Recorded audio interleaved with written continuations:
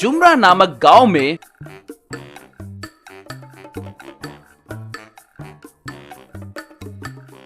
भिक्षु नामक एक मिस्त्री रहता था। वो आसपास के गांव के लोगों का घर बनाता रहता था। एक दिन उस गांव के प्रेसिडेंट से भिक्षु, प्रेसिडेंट जी, सरकारी घरों का काम खत्म हो गया, मुझे देने वाले पैसे दिए तो मैं मजदूरों को दे दूंगा। कमाल करते हो भाई, सरकार के पैसे आने के लिए कितना वक्त लगता है तुम्हें पता है ना? 1 हफ्ते के बाद देखो। देखिए, ये कहानियाँ आप किसी और से बोलिए, मुझसे नहीं। सरकार ठीक समय पर पैसे देती है, ये मुझे पता है। वैसे मैं एक नया घर बनाने की सोच रहा हूँ, मुझे मटेरियल खरीदना है। अगर आप पैसे किए तो क्या करना है मुझे अच्छे से पता है, सोच लीजिए। भिक्षु, तुम भी ना क्यों गुस्सा करते हो भाई? तुम्हारे बारे में मुझे पता है ना। अगर तुम चाहे तो सीएम भी बन सकते हो, सही ना? मजाक बहुत हुआ। अगर कल मेरे पैसे मुझे नहीं मिले तो आपको सिनेमा दिखाऊंगा, कहकर वहाँ से चला गया। प्रेसिडेंट अपने आदमी मोहन को बुलाकर,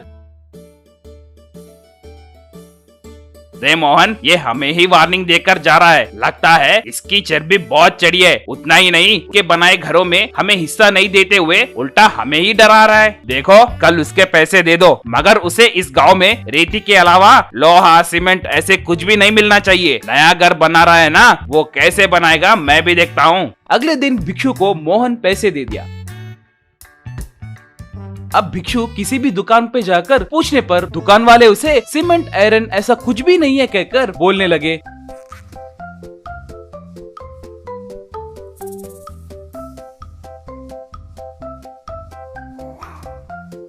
वो निराश हुआ और घर आया।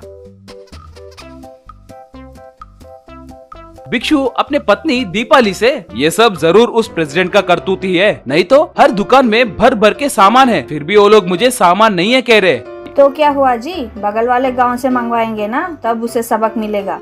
मैंने वो भी कोशिश की है, बगल वाले गांव में रेट दुगना बोल रहे हैं। अगर वो खरीद कर घर बनाए तो हमारा काम तमाम हो जाएगा। कम से कम हम स्लैब तक नहीं बना सकते। तभी वहाँ पर भिक्षु का दोस्त राजेंद्र आया। 200 साल पहले ये आयरन सीमेंट के बिना लोग घर कैसे बनाए होंगे, और वो अब के इमारतों से भी बहुत मजबूत रहते थे। उस जमाने में रेत, चूना पत्थर, अंडे का सुना, वो सब मिलाकर बनाते थे। ऐसा मैंने हमारे दादाजी बात करते समय सुना था। वैसे भी आजकल उस तरीके से घर कौन बना रहा है?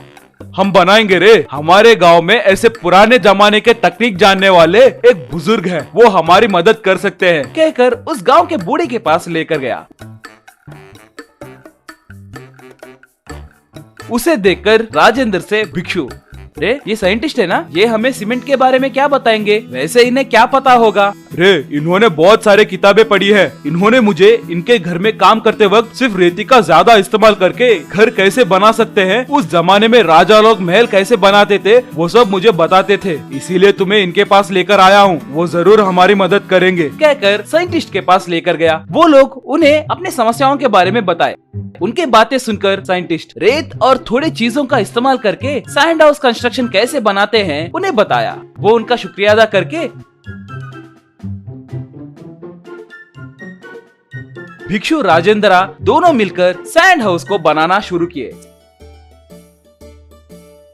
सिर्फ 2 ही महीनों में रेत से घर बनाने के कारण गांव के लोग उसे हैरान होकर देखते रह गए।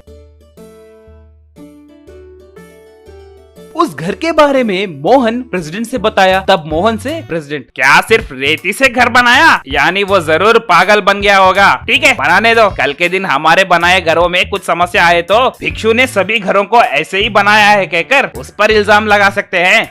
भाई, आप उसे कम मत सोचिए। वो एक मिस्त्री रहने के बावजूद भी खुद का घर बना रहा है, तो समझो कि कुछ तो बात है। अगर उसका घर सक्सेस हुआ तो सोचो हमारा काम तमाम हो जाएगा। अरे तो हमें भिक्षु को आसानी से नहीं लेना चाहिए। आज रात ही जाकर उसके सैंड हाउस को नाश करके आएंगे, कहकर वो दोनों भिक्षु के घर को चोरी छुपे गए। और सैंड हाउस को देखकर प्रेसिडेंट, रे ये मामूली आदमी नहीं है रे, इसे उसने कितना मजबूत बनाया। उतना ही नहीं, खर्चा भी बहुत कम हुआ लगता है। इसे कुछ भी करके नाश करना होगा, नहीं तो हमारे गांव में ये बहुत बड़ा हीरो बन जाएगा और हम जोकर हो जाएंगे। ऐसे कह रहा था, तभी भिक्षु वहाँ पर आकर,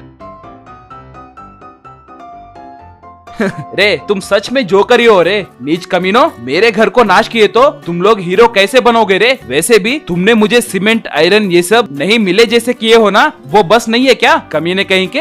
हे भिक्षु, तुम यही हो क्या? मैं ऐसे ही मजाक कर रहा था, तुम बेकार में सीरियस हो जा रहे हो। You crazy boy. बॉय गया तेल लाने। रे तेरी हड्डी फसली तोड़े तक तुम नहीं मानोगे लगता है। मुझे सब समझ में आ गया है रे। रे भिक्षु, ऐसे पागल कुत्ते को यूं ही नहीं छोड़ना चाहिए, भागा भागा कर मारना चाहिए। और क्या सोच रहे हो? चलो इन्हें खूब पीटेंगे कहकर राजेंद्र भिक्षु प्रेसिडेंट को खूब पीटने लगे। उनकी मार से प्रेसिडेंट और मोहन वहाँ से भाग गए।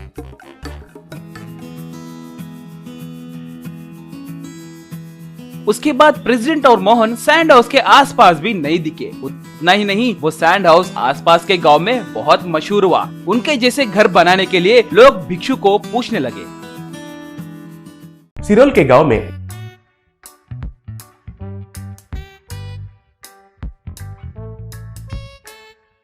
भरद्वाज कहकर एक वैज्ञानिक रहता था। वो हमेशा भूमिगत में मिले चीजों को और समुद्र के अंदर खजानों के ऊपर प्रयोग करता रहता था।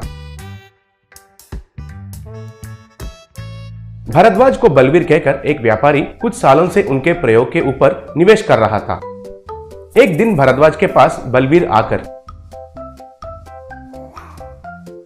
क्यों वैज्ञानिक साहब, किधर तक आया है हमारा प्रयोग? कुछ सालों से मुझसे आपको इनकमिंग मिल रहा है, लेकिन आपसे मुझे कोई आउटगोइंग नहीं मिला।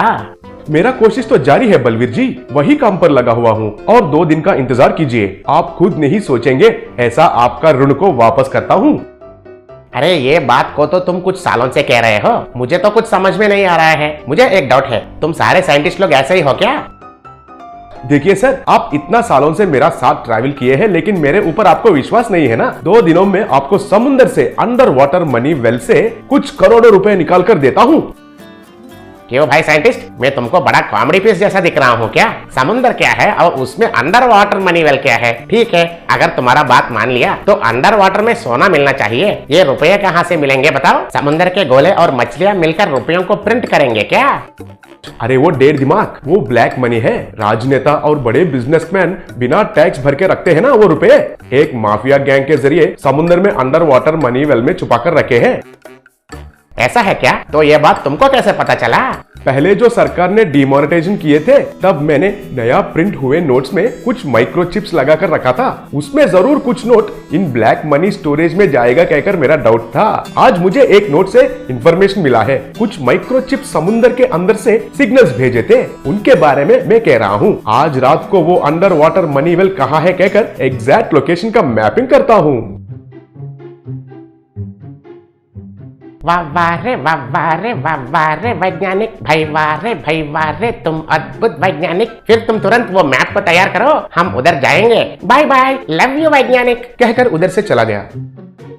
इन दोनों के बातों को भीम कहकर एक चोरों का नायक चुपके से सुन लिया और उनके अनुगामियों के साथ, भीम सुनो साथियों, वो कुछ मैप के बारे में बात कर रहे हैं। अगर वो मैप को हम चुराया तो उस मनी वेल से उन पैसों को भी चुरा सकते हैं। भीम भाई, वो अंडर वाटर मनी वेल कह रहा है ना, ऊपर से वो ब्लैक मनी है और ऊपर से पूरा सेफ्टी भी रहता होगा। हमारे जान को बहुत खतरा हो सकता है। तुम मुंह बंद कर बे गधे, जितना भी सेफ्टी रहने दो, इस महान चोर भीम के आगे कुछ भी नहीं है। पहले हमारा तैरक क्रेजी बॉय को तैयार रहने के लिए कहो, सबसे पहले जाकर उस मनी वेल से हम मनी चुराएंगे।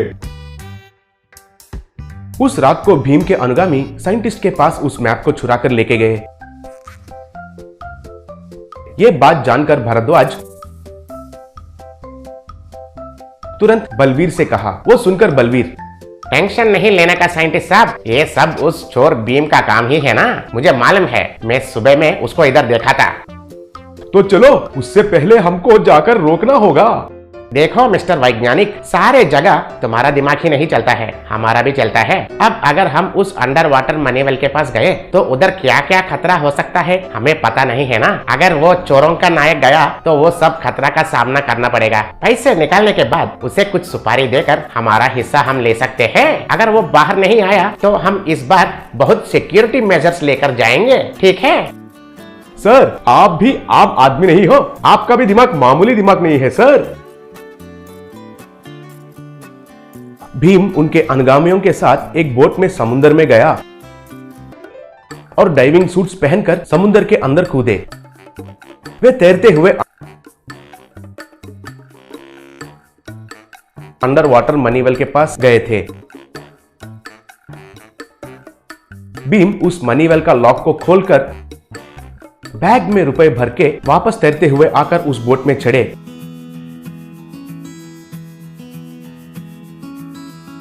और उस बोट में सब किनारे पहुंच गए।